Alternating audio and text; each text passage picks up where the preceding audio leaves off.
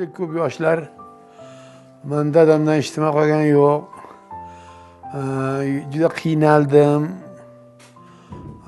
deb xafa bo'lib qolishadi-da.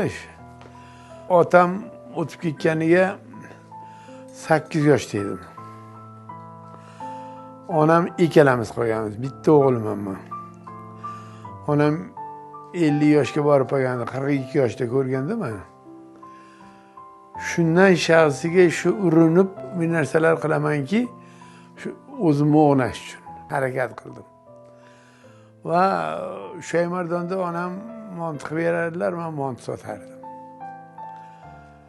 Shu yonimizda meni ustozim Lochin polvon o'ynardi-da, o'yiniga borib qarab, mantiqni yedirib olgan paytlarim ham bo'lgan. Har qanday odam u yamoqchi bo'ladimi, sartarosh bo'ladimi? Shuni o'rganib qo'yish kerak.